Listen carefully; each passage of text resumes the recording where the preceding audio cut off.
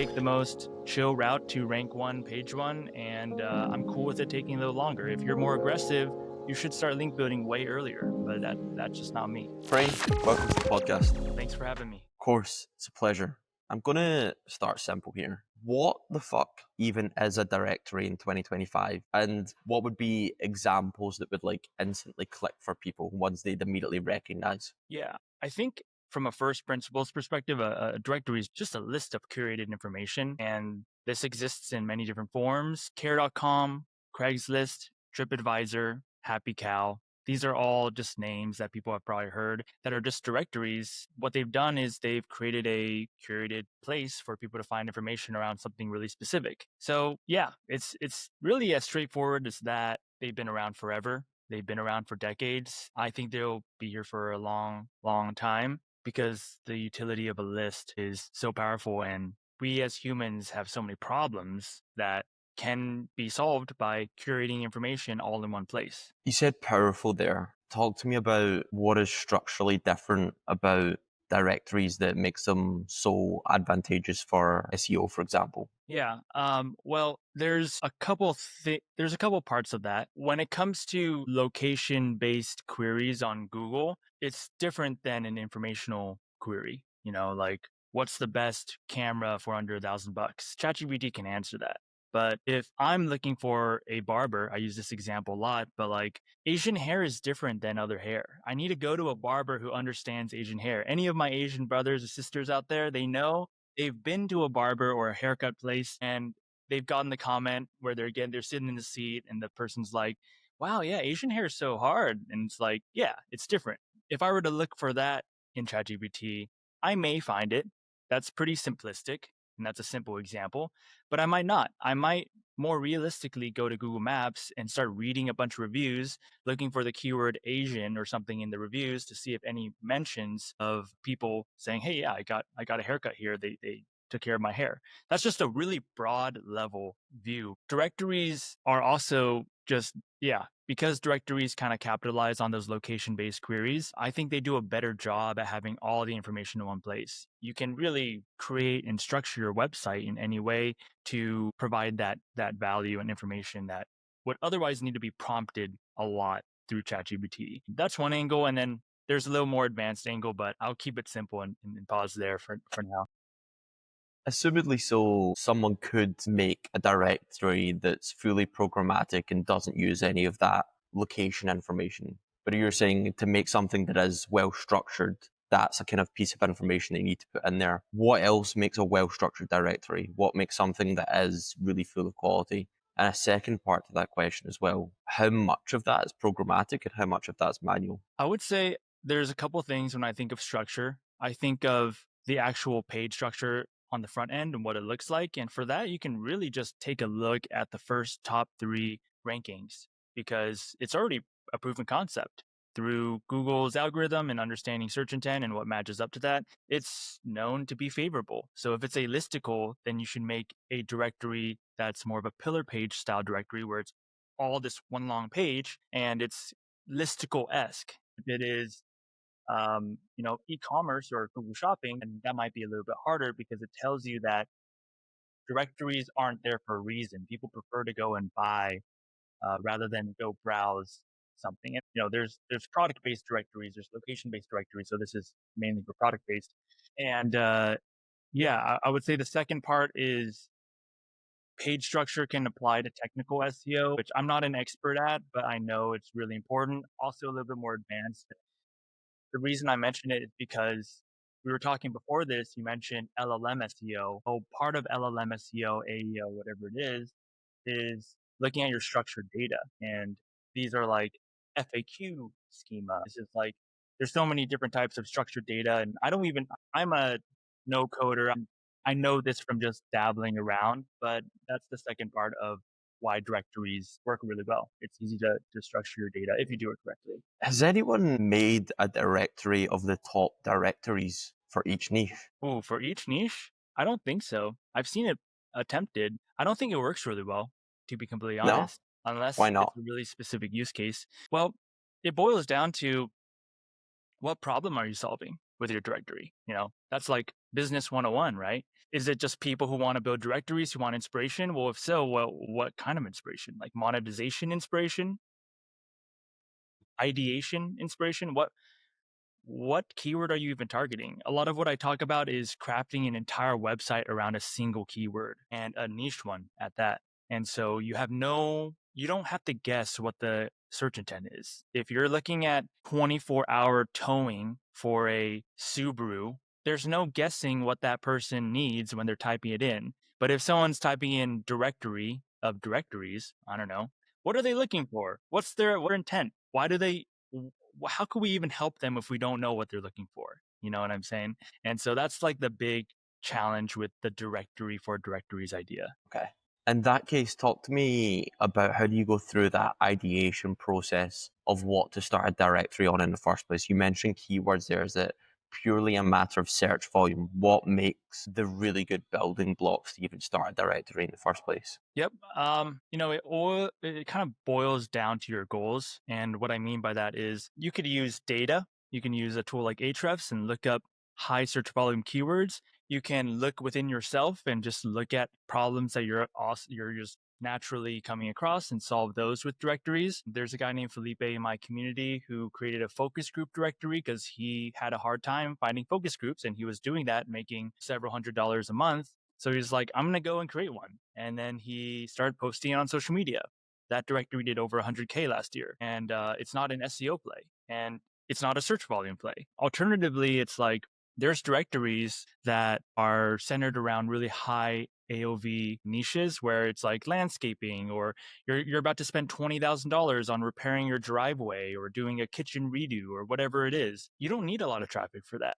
You just need the right traffic, because if you create a directory as a way to collect leads and then sell those leads, if you get a lead who's willing to spend 20 grand, you can make some pretty decent money just getting one of those a month. So not everything has to be search volume. And the reason I go back to it being part of your goals is I purposely choose evergreen passive niches. And naturally with that, that's just because I know myself. I don't like to keep like maintaining a blog because I want to create multiples of them. So I like to spend a lot of time up front and then like let it just monetize and cash flow. With that said, there's a ceiling to how much I can earn. And generally speaking, that the niches I go for are like one, two, like I'm just making these and they may be making $1,000 a month passively. Whereas one directory can make like 200K plus. There's so many that are very successful. Long-winded way to say it depends how you want to build your directory and how you want to monetize, because there's literally 1,000 ways that you can take the journey of a directory builder. Be good examples of evergreen passive. And second to that, how important is it that you care about the subject matter that you're building a directory around? Like, do you need to be interested? Does that factor into your decision making process? For sure, yeah. I mean, I'd be a fool if I said I didn't want to build something and something I'm passionate about or interested in. My take on that is I've tried to build businesses with purely passion based intent. Oftentimes, if it's 100% passion based, it doesn't really monetize well. You're just too close to it. If you don't get traffic, if you don't monetize with it in a certain time frame, you take it personally. Whereas what I've arrived to now, I think it should be 70% data backed. Use Ahrefs, Reddit, TikTok for social listening, understand the problem you're solving, and have the search volume to back it. And then 30% interest based, passion based. That's where I found the best medium, the best balance. And ever since I shifted that small little like focus, my projects have been so much more successful. And then I forgot your first question, to be honest. Examples of buckets of evergreen passive industries or subject matters. I mean, it's really just asking yourself what's going to be around and not change very much in 20 years. I talked about the dog park example. I don't think dog parks going to change. I don't think dog parks really uproot themselves like businesses and move locations. So in that sense, if you created a valuable dog park directory, it wouldn't really change all that much in the next 10, 20 years. There's some businesses that definitely are more evergreen. There's some nuance in everything that I say, by the way. When I say evergreen, I mean very occasional updating. You don't need to update it all the time. I made a thrift store directory as my first one, and I consider it evergreen because I don't touch it for like 6 months at a time. It's been 2 years and it's been monetizing, makes around, $1,500 to $2,000 a month. And I just leave it alone. It just does its thing. Doesn't mean it's like evergreen in the sense like it's going to last forever. Like businesses close, but not very often in this niche. It's pretty resilient. And that's what I consider evergreen. How many directories are you concurrently running right now? Say, well, I have 7 or 8 directories. Three, I've really gone through the full process and like actually cared enough about to finish all the way to the end. And all three of those are cash flowing and profitable. The other 4 or 5 are really half baked.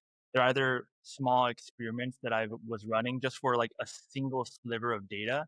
For example, like maybe I'll test out an expired domain, or maybe I'll try building something in a really competitive niche just to see, like, you know, if I create something and something really competitive and I just create a few pages, what's it going to rank for? Is it possible with just such a low quality website? And I'll run these little tests, and those are kind of like the purpose of the other directories. But I plan to build some out for sure in the future. But three mainly is like fully done. I need to look at this next question through the lens of you as an individual and your your judgment of why this is true for the market as a whole.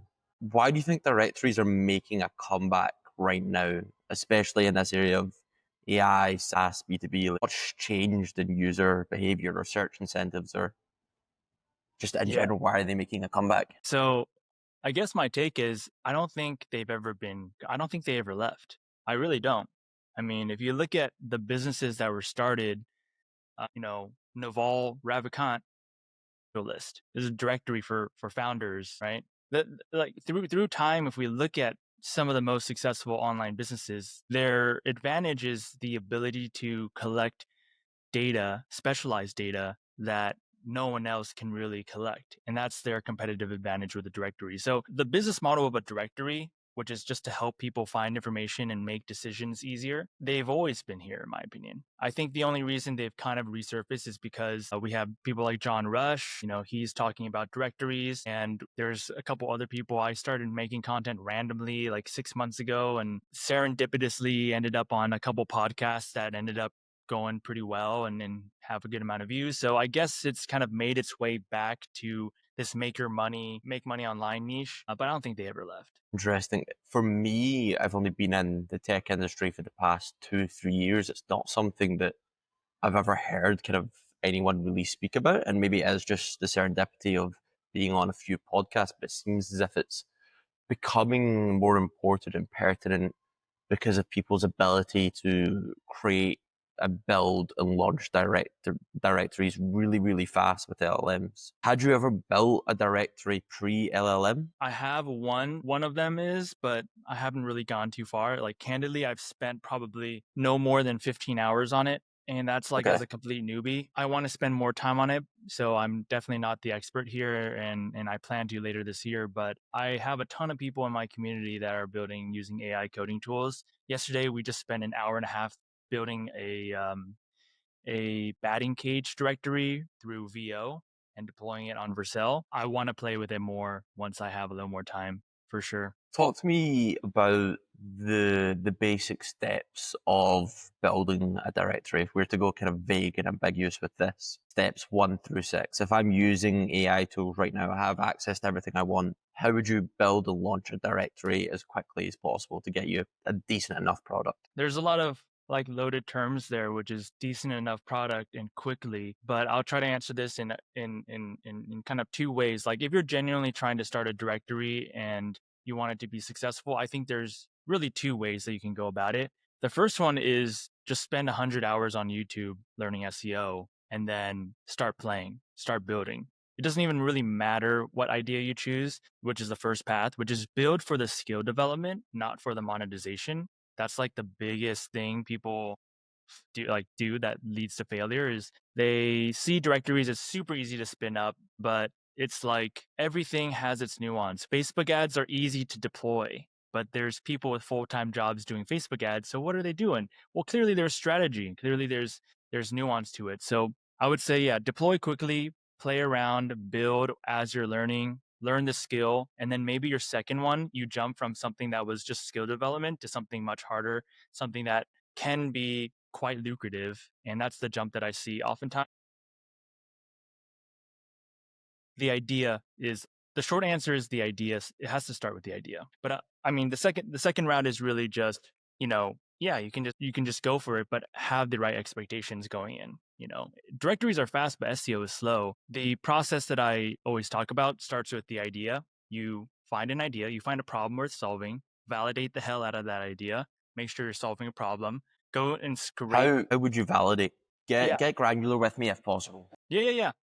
So we can always just pull out a random example if you have one, but usually you can use a combination of Ahrefs, Reddit, and Google Maps. So let's run with this idea that I was looking for Asian barbers near me. What would I do to actually validate this is a problem?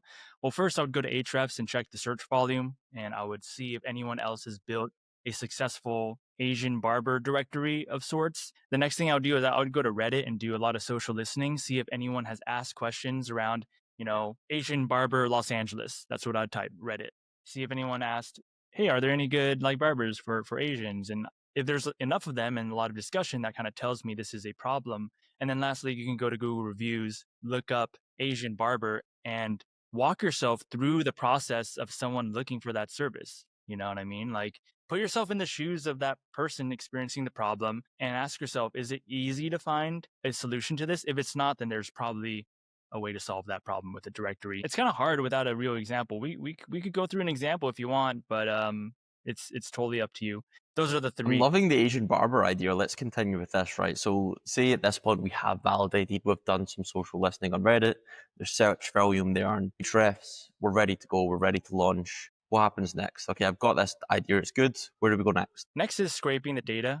I would go and use Outscraper, or if you're savvy and you can use Cursor, there's a bunch of other tools where you can scrape all the barbers in the US. If you want a nationwide directory, I like nationwide directories, but you can do it statewide, whatever it is. And then your goal is to parse the data. You need to separate the barbers that have nothing to do with Asian barbers and then the ones that do specialize in Asian barbers. There's a multitude of ways that you can do this. There's tools out there that you can use. I developed one with a business partner. It's called Enrich.directory. That's really what we do because it's otherwise quite manual. After you parse the data, you have a big fat Google Sheets or Excel, and you want to enrich the data, right? Because it's not enough to just have basic information, name, address, phone number. Like, just go to Google Maps for that.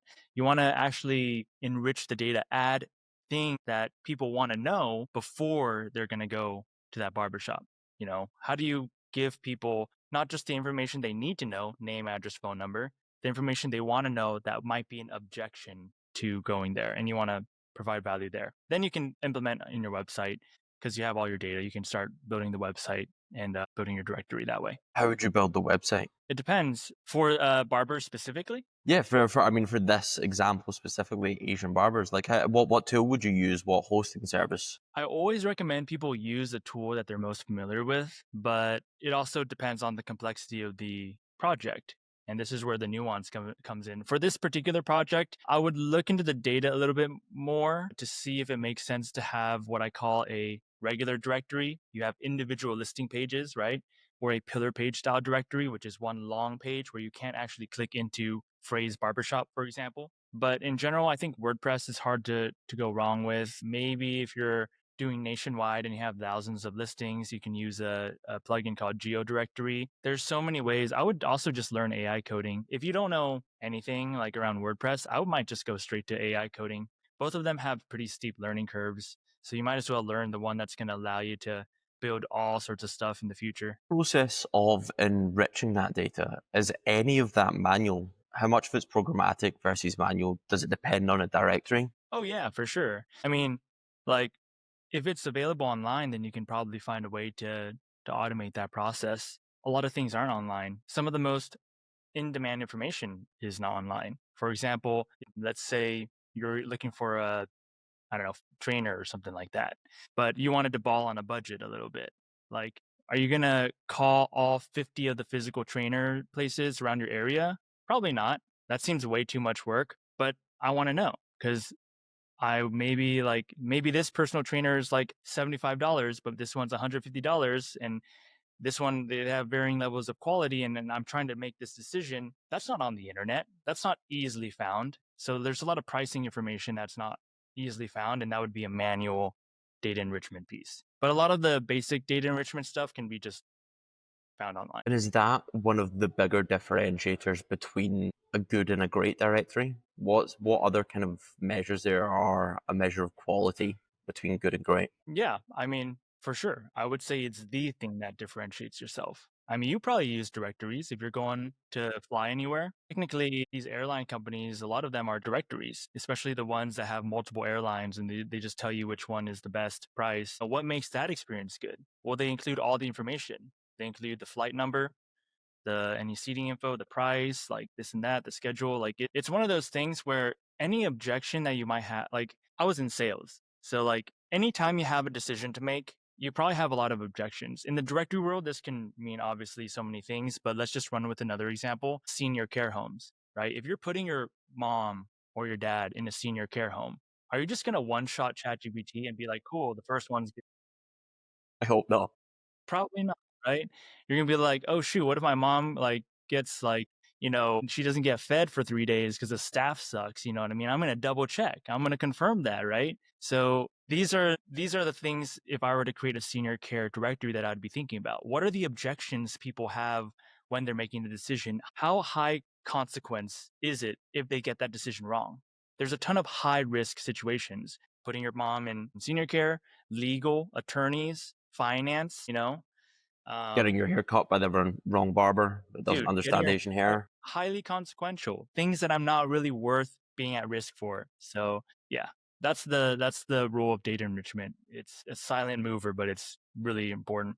Are you running ads at all? Are you driving any initial traffic? Are you just relying on kind of organic finding that people searching for this and finding it? For me, yes, which is probably not a good thing. I'm like over reliant on SEO. And I recently talked about like omnipresence using social media and other forms of distribution as a way to hedge yourself against AI and keep attention. But for me, when I publish a directory, yeah, I want to know. So once I publish, I usually post on Reddit. And what I'm looking for is real time feedback. So I'll find a small subreddit that's relevant to my niche. And then I'll say, hey, I built this directory to help solve this problem. And that's how I frame it.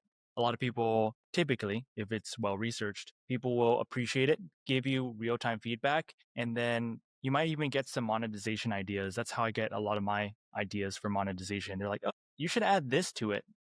And I'm like, damn, that would take so long, but I guess I could charge for it. And then I wait for about a month, maybe even two. And the reason I do that is because you'll be surprised, but you will know after a month or two where your website sits in Google naturally. And before I go and spend money, time, and resources to build backlinks, I want to know where my website sits just naturally on a fresh domain with no backlinks. And that's because I'm lazy. I just want to take the most chill route to rank one, page one, and I'm cool with it taking a little longer. If you're more aggressive, you should start link building way earlier, but that's just not me. How important are they and how do you get them right? Exact match domains are proven to be good, right? They're not going to be the magic pill if that's what you're looking for. I would say partial match domains are great too. If you have the keyword in it but it has an extra word or two that has nothing to do with it, those are fine too. But a lot of people think, oh, like EMDs, exact match domains, they're like, I need to get one. There's no, and they spend like a week or two on it. It's fine. You can even just you can. I've had a couple directories that aren't exact match domains that have ranked fine. So the on-page SEO, off-page SEO, technical SEO, these are way more important. SEO is like literally building a house where you have like 5,000 bricks. Every single brick gets you a little bit closer to rank one, page one. EMDs, exact match domains, is like not one of the foundation. I mean, it's maybe in the middle of the house. Like it's important, but like the foundational SEO things, the fundamentals of like getting internet distribution come down to your on page, off page, and technical. Find My Asian Barber exact match domain has been launched. It's gaining traffic. People are searching for it. People are using it. How would you look at monetizing that? I'd probably do ads for that one. It Okay. seems, well, it depends, right? So if I were just creating a barbershop directory, like more broad, and it was getting a lot more views because Asian barbers, that's very niche, I would assume only a few hundred people look for that. Then Yeah, I would do display ads because you have a volume of people coming to your website. For something like Asian barbers, it's tricky because you're not really going to succeed very easily selling leads because a haircut's what, $50? Maybe if it's really nice, $100. That doesn't leave a lot of room for the barber himself or herself to make a lot of money. And usually when you're selling leads, you want to sell something that's like 5,000 bucks because then I can charge $1,000 for it and that business will still make 4,000 bucks on top of it. So it's like, it's a win-win. Shoot, man, I might even start my own barbershop for that and just use the directory as a top of funnel to bring customers into my barbershop. Might have to get a brick and mortar and start going to hair university, get my hair license. Honestly, that might be the best way to monetize that one. It's a pretty bad niche to build a directory in. It just solves a problem, but it's like not that big of a problem, you know. Yeah, I get you. I mean, I concern myself with it all the time. Is like getting a barber. It's like choosing a life partner. It's not an easy decision. So I'm on board with you there. Talk to me about LLMs. So we've kind of mentioned LLM SEO before. Are you making any specific changes to your directories to ensure visibility in LLMs? We recently consulted with an SEO consultant, so we've installed LLMs.txt and robots.txt to make our website more searchable. Can you maybe expand on that and kind of other things you put in place and why it's important? Yeah, the first thing I'll say is I am not the expert on LLM SEO. I Okay. follow a couple people that I highly trust, maybe two people in total in the entire world that I trust because I don't trust a lot of SEOs. From my observations and from what I'm seeing with my own directories, though, the broad idea is that whether you're looking at Google, the search engine algorithm, or Google AI mode, or LLM SEO, even YouTube's algo, it seems like the world's going in a direction where quality is preferred. And by quality, I define that as short, concise answers quickly. And this is kind of something Google's been doing for the last 5 years already, but it's even more so. So like no fluff, just give me the answer. And I have noticed certain blogs, start to be cited in ChatGPT, which is a use case for blogs. Usually I'm pretty like the last couple of years, I'm pretty anti-blog because of all the AI spam. And it's like, well, what's the point? But this may be a use case for those. Another thing is you mentioned like robots.txt and schema markup. I think a lot of LLMs SEO favors well structured from a technical SEO perspective. Like a lot of websites don't. And I mean, my first directory is a good example. I didn't really care or think about technical SEO that much. I just created it and it still gets a lot of traffic, but who knows how long that'll last. Like before it was easy. You didn't really need it to get a ton of traffic. So yeah, I think LLMs will favor structured data a lot, which is really necessary. Clean sitemap, clean URLs, URL slugs, breadcrumbs. Yeah, it's basically like making your website a well-oiled machine. And that's kind of my thoughts around it. But then again, I'm not the expert and I'm still testing. I don't like to talk about things until I've like really done it myself, experimented it very thoroughly and found like a conclusive like idea around it. So that's just me though. Let me ask you this. How many hours a week would you say you spend learning in general, learning about different things, learning about optimization, learning about different strategies in general? How many hours per week? Feel like I spend a lot of time, but that's just because I'm a workaholic and I do a lot of things. It's hard to put a number to it. I mean, if anyone's ever built a business, it's like the question of how many hours do you spend working on your business? But then it's like, do the nights where I'm spending my time from 1 to 3 a.m. staying up, not sleeping count because I'm thinking through a problem or I'm thinking about like some kind of like you know what I mean? Like it's a little bit challenging actually learning. And even if I'm reading a book, like last night I was reading a book that a friend recommended. It has nothing to do with directories or business. It's called the People Pleaser Trade or something like that.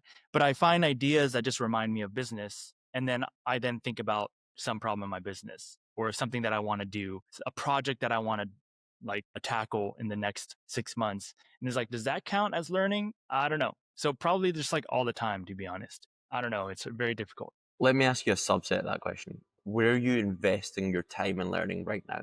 What have you identified as something that you don't know enough about and want to learn more about? So I want to talk to people who are actually building things. And that's where I learned the most. So Charles Float, S tier SEO, really big fan. He talks a lot more about advanced SEO techniques, SEO prompting, link building automation, stuff that I don't recommend for a beginner level SEO, but he gets things like online casino to rank number one, like on the first page, which is one of the hardest hardest keywords for anyone who knows anything about SEO. Like that's like ranking for the word crypto.